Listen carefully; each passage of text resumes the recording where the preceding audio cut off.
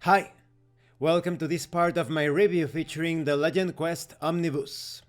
If you haven't seen the other parts of my review, featuring this old school, classic fantasy style role-playing game, please check out the playlist in the description below.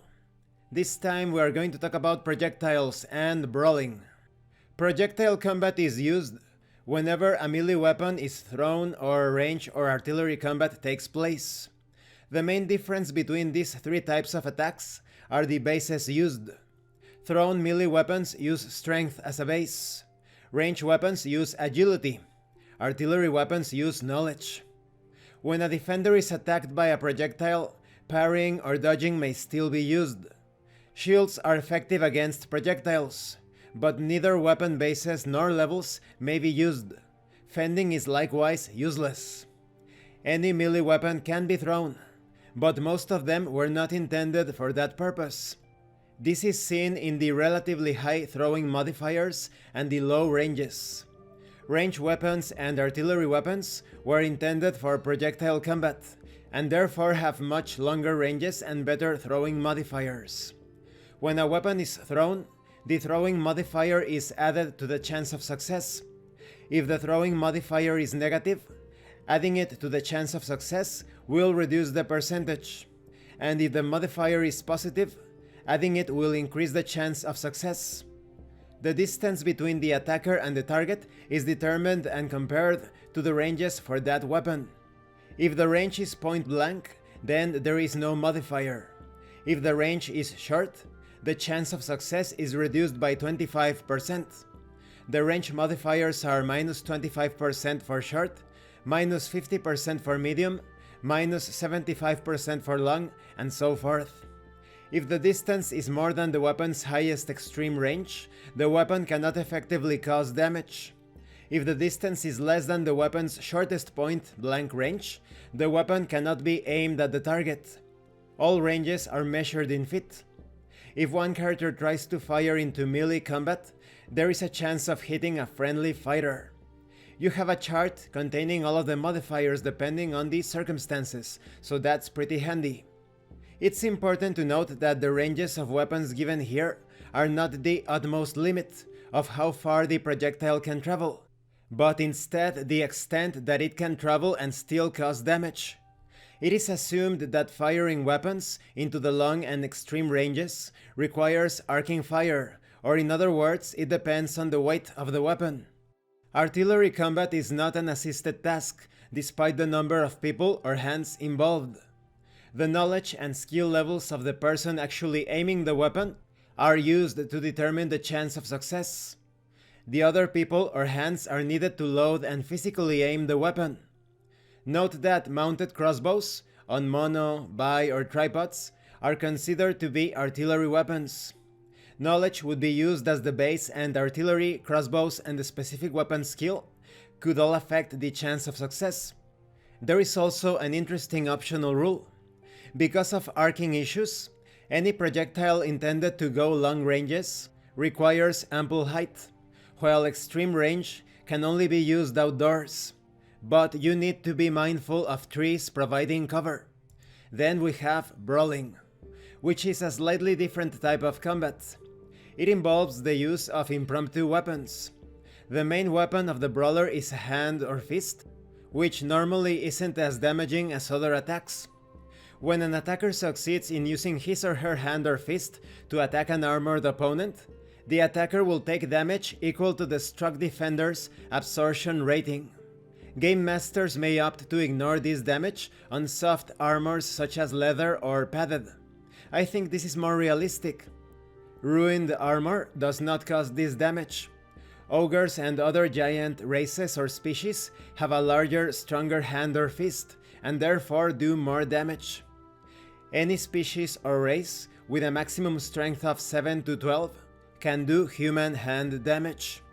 Any species or race with a maximum strength of 13 or more can do ogre hand damage. Some brawling weapons are referred to as irregular. These weapons are things picked up due to easy reach and are not meant to be used for standard military activities. They work similar to clubs, cudgels, and maces. The one exception to the irregular clubbing rule is that a shield is considered to be an irregular weapon when used as an attack.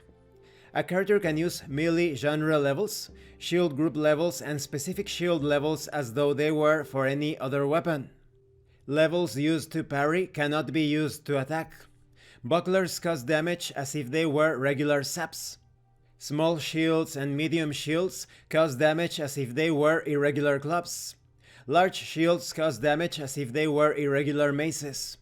If a character wishes to attack both with a weapon and with a shield bash, they must have sufficient dual weapon fighting levels to manage the off-handed weapon. At a game master's discretion, some shield bashes might be surprise attacks. Grappling is a non-damaging attack meant to knock over an opponent. If successful, the attacker usually lands on top of the defender. Once a defender has fallen under a grappling attacker, the defender may not parry or dodge. The attacker is also restricted in that he or she may not dodge. The defender will be able to return attacks, but at a penalty. When the defender succeeds in a grappling attack that will be resisted by the original attacker's endurance, he or she has escaped and can perform all other actions normally. The strength needed on a grapple is 1 less than the strength of the target.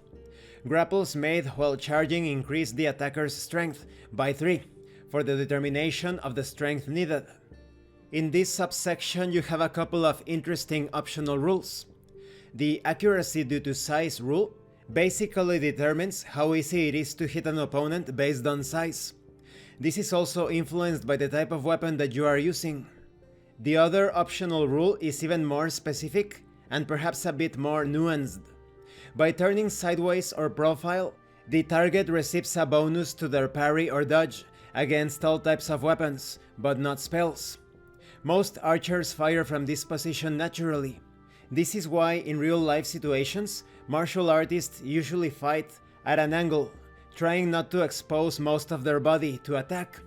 However, one of the drawbacks to this fighting posture is that it prevents melee fighters from increasing the damage due to strength. Even if their strength is 3 more than the strength needed, the profile posture will prevent them from bringing that extra muscle mass to bear. And this concludes this part of the review. In the next part we are going to talk about damage and armor. Once again, Legend Quest exhibits its incredible simulationist capacity. It is capable of handling any range combat situation in the most realistic way possible. And in the case of brawling, you can have those mixed martial arts takedown situations, and there are strategic choices to be made while brawling or when using melee weapons. Maybe you want to fight from an angle, exposing very little of your body, being more defensive, but you won't be able to put a lot more strength behind your attacks. It's similar to martial arts situations in real life. When a combatant is raining blows upon his enemy, he usually exposes a lot of his frontal area, but he doesn't care. He prefers to put most of his muscle mass behind each blow. Thank you for watching this part of the review, and thank you for your likes and your comments. If you have any questions or comments, please let me know. And thank you so much to those of you that are going the extra mile to support the channel. If anyone else wishes to further support the channel, the information on how to do that will be in the description below.